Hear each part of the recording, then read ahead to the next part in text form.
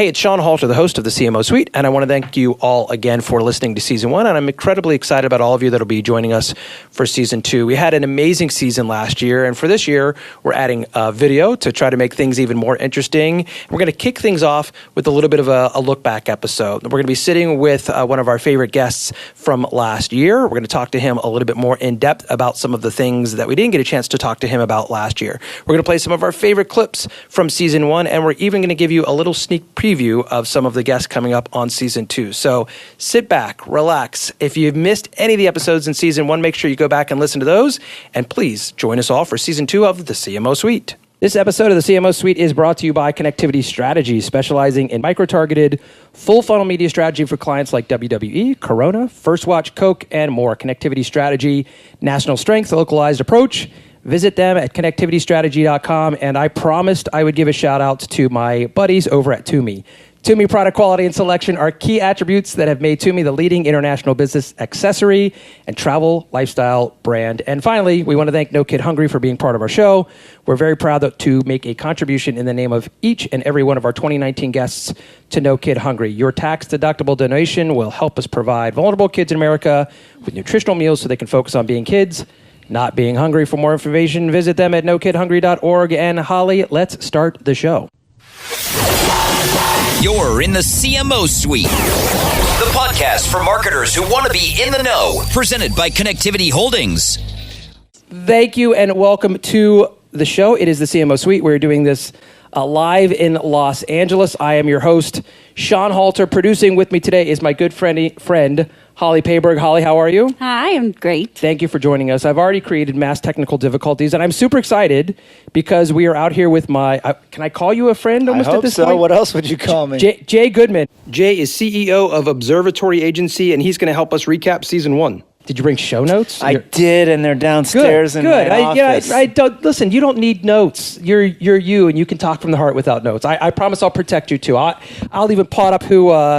sorry, there's a hot mic move right there as I move my mic around. Honestly, let's talk about the Season 1, Episode 1, because while I was taken by a lot of them, Casey and Chad were just like, that was a really interesting combo. The reason I wanted to grab my notes is I'm going to now forget who said what and misattribute things, but Quicken, Rocket Mortgage... And Crunch, Crunch, right? But which one's Casey? Which one's Chad? Oh, sorry, so Casey, Chad's sorry, from Chad. Chad is from Crunch, and Casey is from Quicken. Well, let's pull up a clip from that episode and take a quick listen.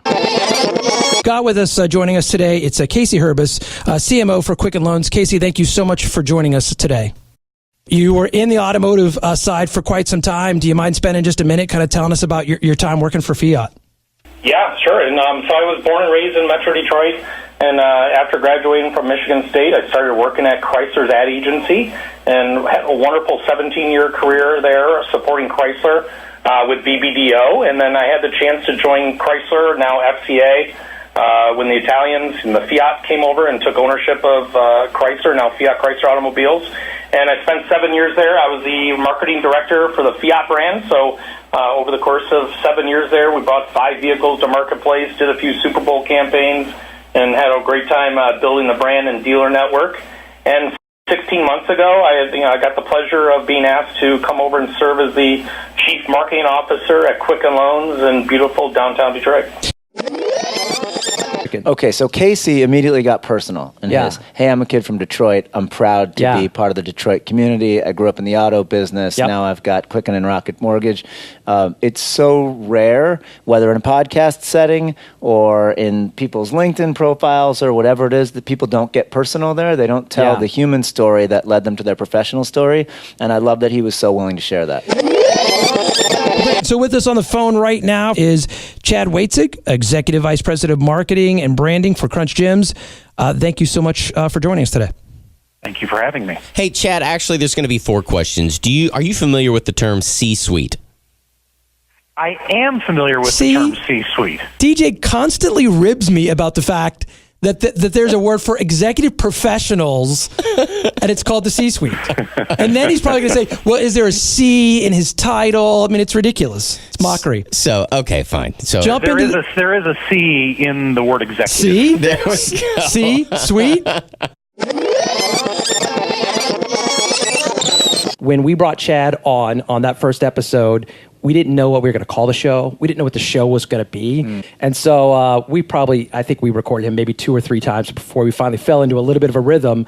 But again, to your point, then I reached out to the guy over at Quicken Loans, and just right off the bat, I mean, he's just such a great, cool, personable speaker when you really think about it. Agreed. Yeah. That was one of the episodes that you really liked, and there were plenty of other episodes that I felt like I really took something from.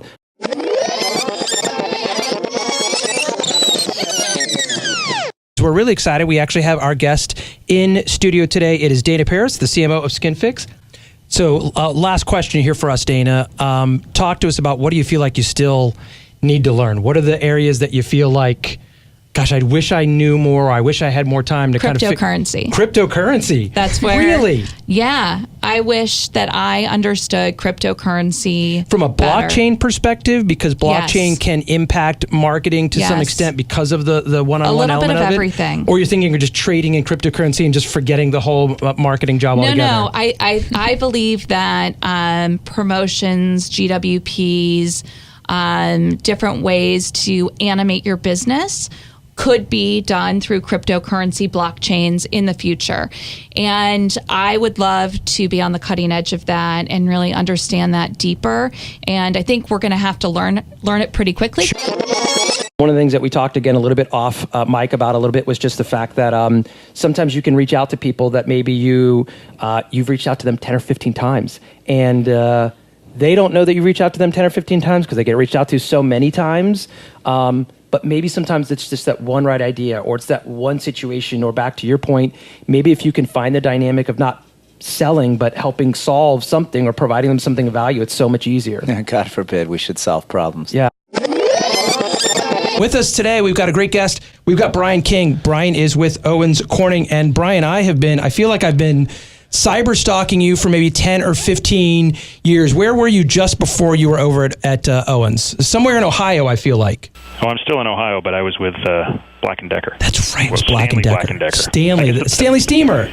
Yeah, well, I've been with Stanley Steamer, and I've been with Stanley Black & Decker. I seem to like companies that have Stanley in the name. Let's start with Stanley in there. Well, listen, we thank you again so much for joining us on the show.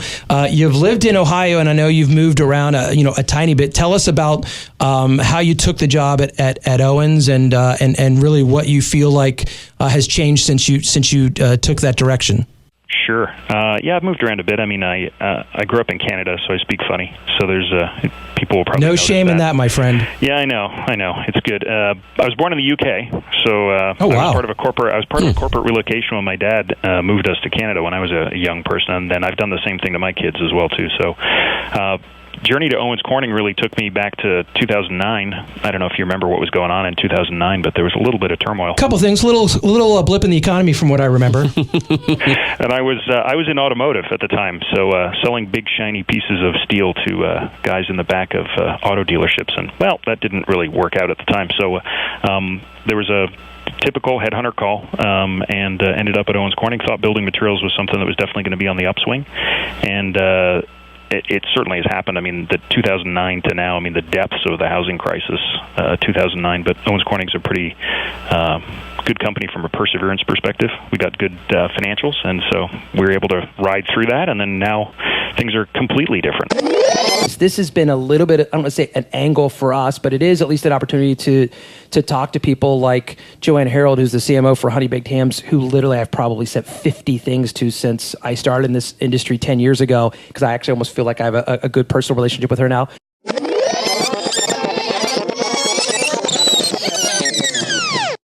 I'm your host, Sean Halter. We are super excited today. Joanne Harold, I apologize. I know we've been trying to catch you for a little while now.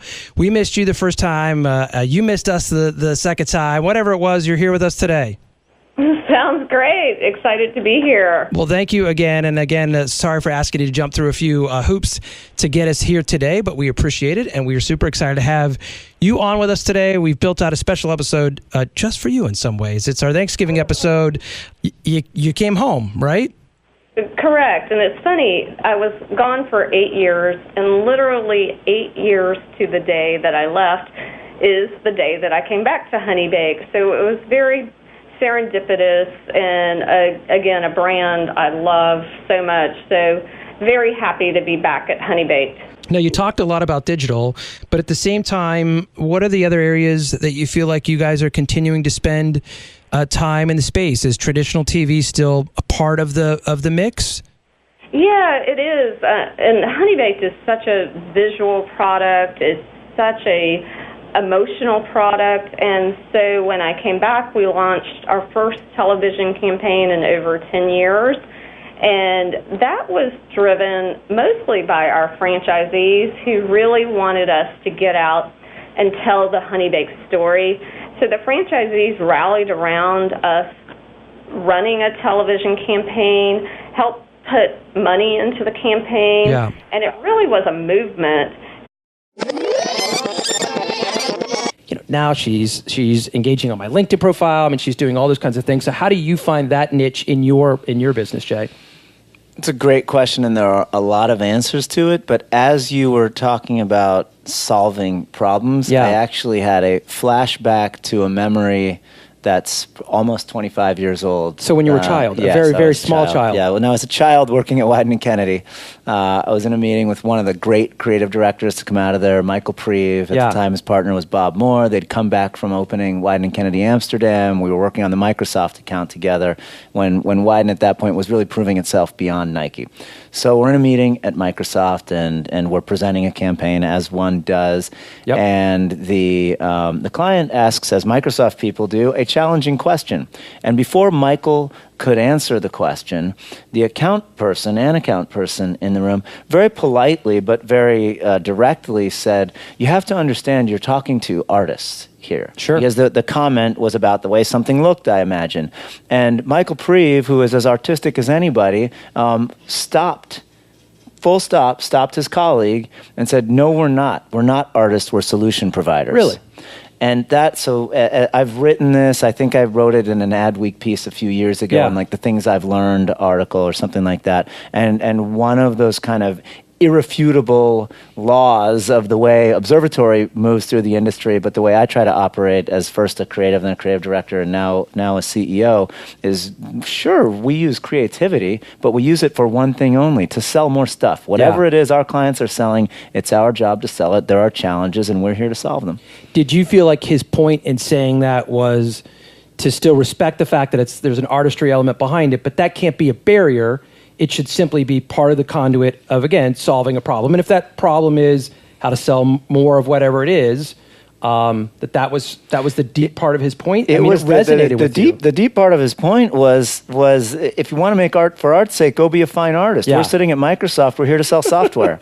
And he didn't want to be defended on the basis of the fact that he wasn't a business person. By the way, I'm speaking for him. I would imagine he'd agree with this. We're still great friends. But Michael Preeve wanted to say right then and there to a very important client, "I'm only in this room to help you sell software." So he's still a friend? Absolutely. So great. When the show's over, you can send him a text, let him know that you talked about him on the show. And of course, if he wants to come back and rebut that, we'll always... You should talk to Michael Preeve, one of the greats. We'll add another episode on the season. One of the things I want to make sure that we ask you today is a couple of things just about marketing itself. And so is there a specific marketing channel that you feel like either you personally can't live without, or that Observatory needs to make sure that they're spending more time understanding, so again, they can help solve those problems for clients that are seeking you out?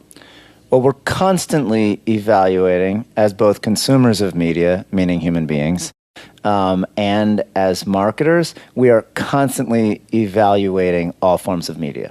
So it's a very common, hallway, open space conversation. Did you see X? And it's not the content, it's the way the content was delivered. Even though we are not a media agency, we don't plan or place media, we are hyper aware of the media environment. The work we do creates content that has to live in multiple forms of media all the time. We don't present to a media plan the way ad agencies tend to service a media plan. We do the opposite. We lead with insight and strategy, a creative platform, and only then do we ask our clients to start bringing media into it, because we want to be idea-driven, not media deal-driven.